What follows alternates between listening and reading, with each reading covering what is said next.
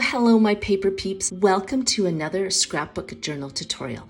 Today, I'm going to be showing you how to make a scrapbook journal from scratch. The paper I'm going to be using is from my new paper line, the Botanicals, the Amber collection.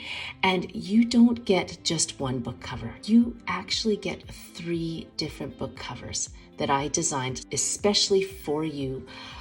I couldn't make up my mind. I thought, you know what? Why not design 3? So you have a choice. You can use this motif or this book journal with, say, this cover or this back cover, or you can use the same color scheme for one journal. For example, you'll get this book cover, and then I'll also have a corresponding back cover that won't have the journal stamp on it, so that you have that cohesive look. Or you could just mix and match. It's whatever you want. Included in this kit, you'll get 3 of these binding templates, just in case you decide you want to make all 3 albums. And honestly, it's a lot easier than it looks. So there you have it.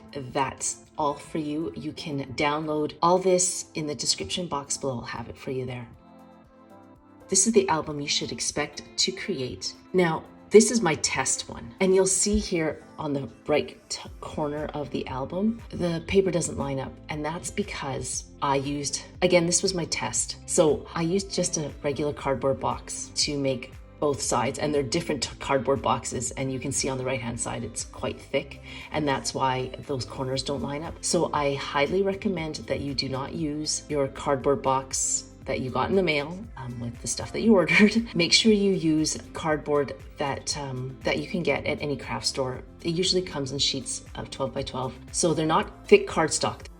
They're actually cardboard. Now you'll see the corners here. There's reasons why those corners are there, because in the next few videos, I'm gonna show you cool ways of covering up those corners to make your album look really vintage. One of the other materials you'll need is craft paper tape. I thought I could get away with using masking tape as the binding system, but it's too thin. You need something thick like this one here in order to accommodate the book covers and the thickness of the album that I've created.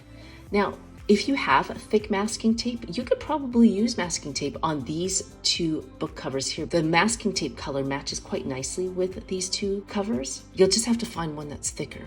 Now this one here is 1.5 inches in thickness. To make this album, you need craft paper tape or masking tape that's at least 2 inches in width. Aside from the paper and the craft tape, you'll need to cut out 2 pieces of cardboard that are 5 inches by 7 inches in length.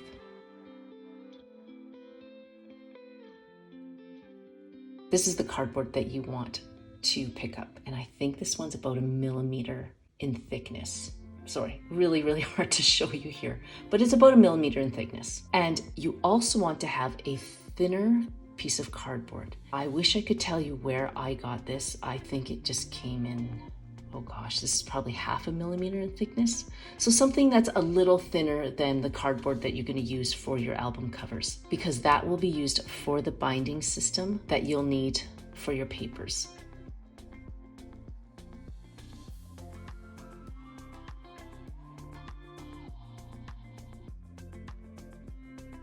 And this is how you want to lay out your cardboard. And you'll also need a middle piece. I apologize. Aside from this really thin piece of cardstock, you'll need another middle piece of cardboard for your book binding system, and that will be 7 inches by 1 inch in width.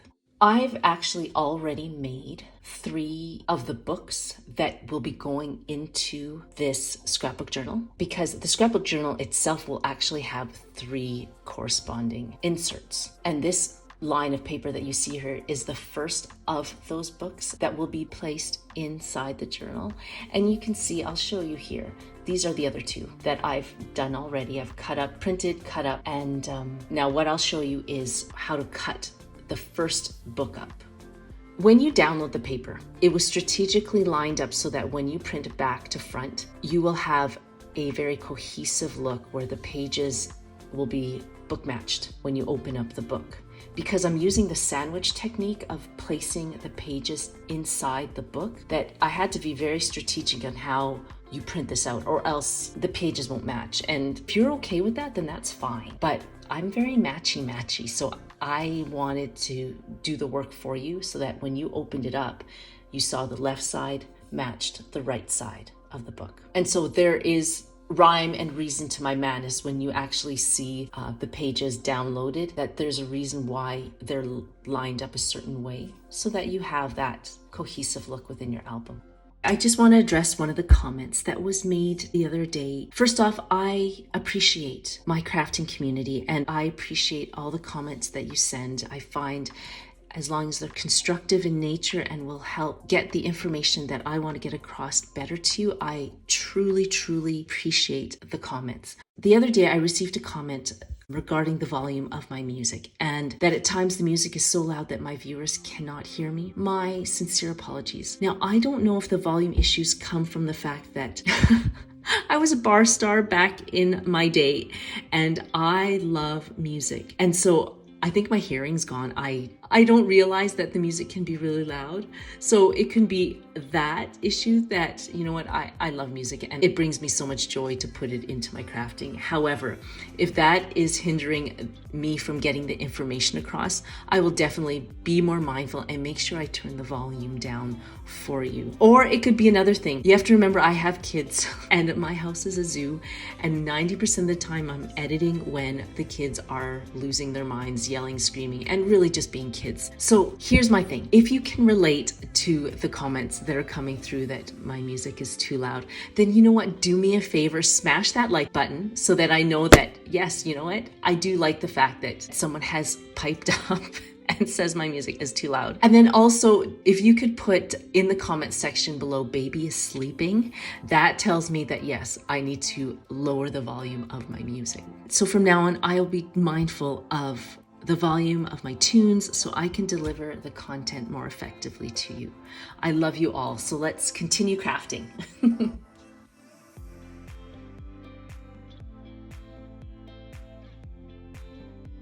Okay, another thing I want to point out now that I've cut up all the paper is that every printer is different. Because you're printing back to back, you have to be very mindful of how you line up your paper in the printer. Because even if it is off by millimeter, you can see when I flipped the paper over, I had a bit of a white line on some of my edges. And that's because I didn't push the paper in right to the edge of the printer tray. And you'll get this. All the measurements on my paper line are exact. So unfortunately, we can't control our printers. You will get possible discrepancies in how the printer lines up each page. But the beauty behind vintage is that you can do one great thing. And that is take your inker to the edges and just ink them up. And for some reason, I only got it on the first booklet.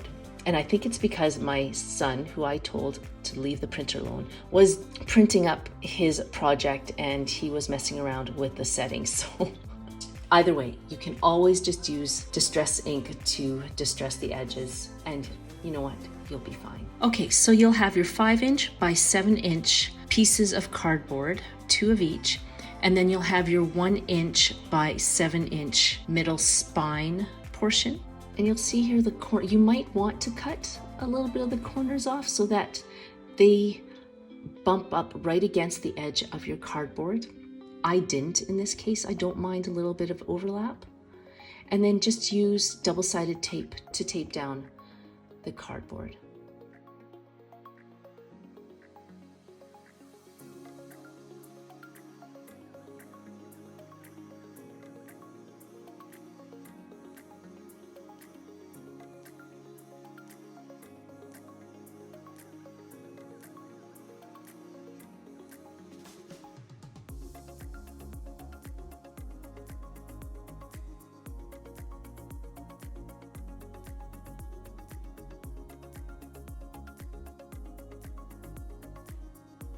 Okay, and you can see here, like I said, I used a thinner cardboard, and so the edges perfectly line up.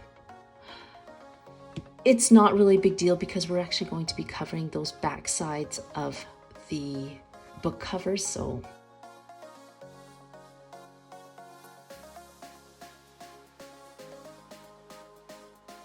Okay, now after you've covered those book covers, now you need your craft tape, and you'll also need a little bit of the cardboard that you used for the book covers, because you need that to space out the book cover and the spine. Now before we do any kind of taping, we need to put the tape down, and the best way to do that is what you need to do is tape some down to your workspace, just like that. Okay, and you want to double the length of the book cover, because it's going to be wrapping all the way around the album or the scrapbook journal. So I've got double the length of the book cover here. Then what you want to do is place down that 1 inch by 7 inch spine. Make sure it's completely lined up.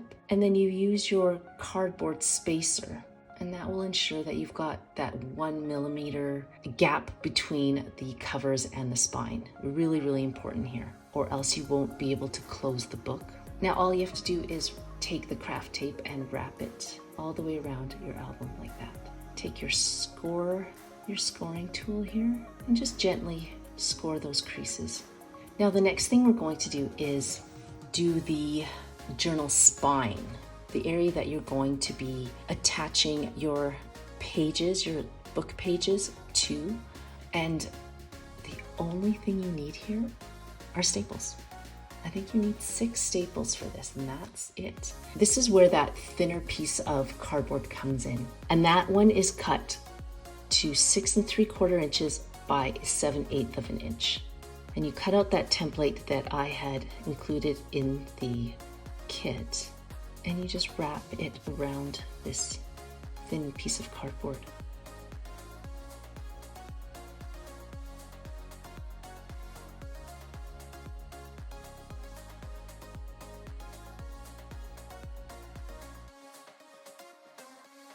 The next thing you want to do is poke holes.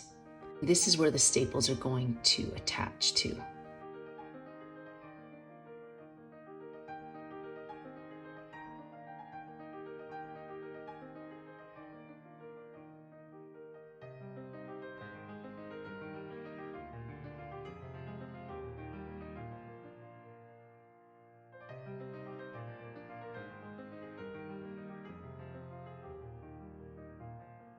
Okay, and then you just kind of line it up. Now, this is the booklet that I just cut up and have been showing you in this tutorial. That is the first booklet. Okay, so you want to take your little paper piercer and pierce dots that line up with this spine here.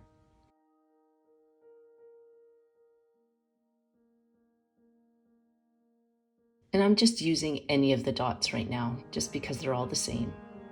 But what you want to do when you do attach this first set of paper is that it will attach to the holes on the farthest right side of that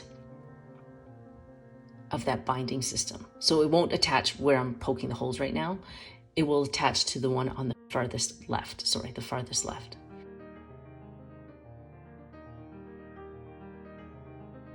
Okay, so let's line that up correctly with the holes on the left side of that spine.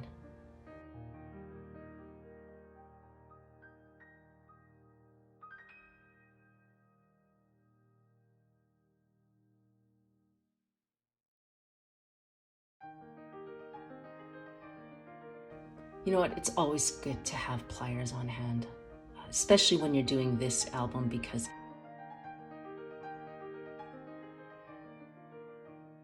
it just helps you pull the staples through the holes.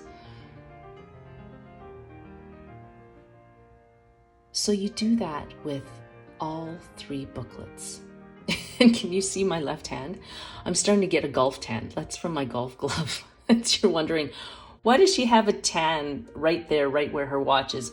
But yeah, no, that's, you'll see as time goes on throughout the summer, that little tan line will get darker because I'm out there with my kids, which reminds me, school is out in a week. Oh my goodness. I will try my hardest to have a video out once a week, but if I don't, it's because I am spending time with my babies, enjoying the sun, and just really enjoying our time together. I'm just so blessed. I think I put them in 1 or 2 camps this year because of the activities that they're in the winter. They ask that they are in these training camps over the summer. But aside from that, me and my babies, we are hanging out and we are enjoying each other and just really connecting. As much as I love to connect through crafting, we're going to be doing a lot of one-on-one, and I'm looking forward to that.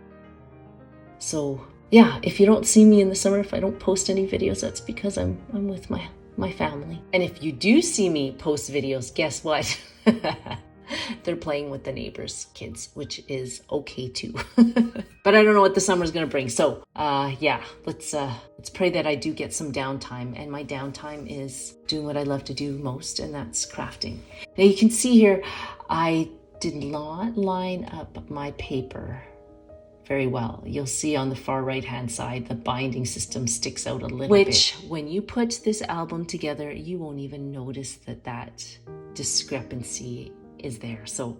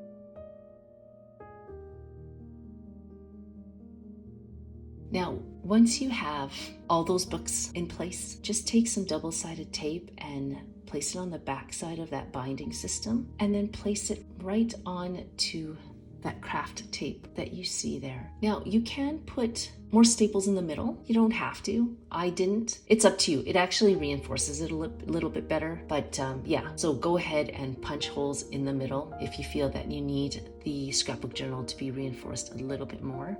I might even do that with my future ones. So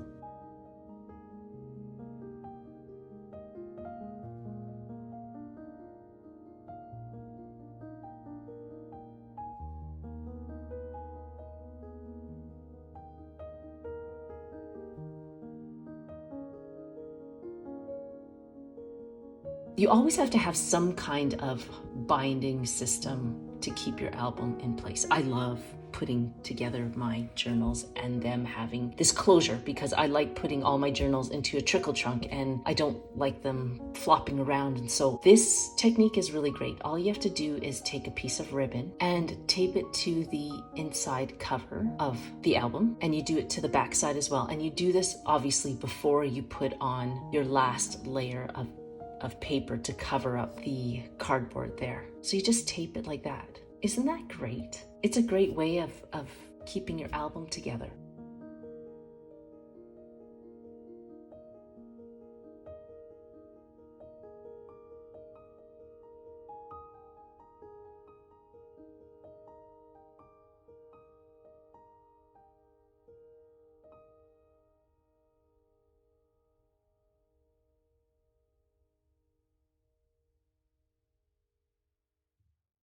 So if you're interested in how I made these tag toppers, I'm going to have videos at the end of this video that you can watch that will show you how I created these tag toppers to just really amp up the look of this scrapbook journal. Anyways, I really hope you enjoyed this tutorial. If you have any comments or concerns, make sure you leave them in the comment section below. And again, please, if I need to lower the volume of the video, make sure you put "baby is sleeping" in the comments below. Take care, and we'll see you in the next videos. Bye.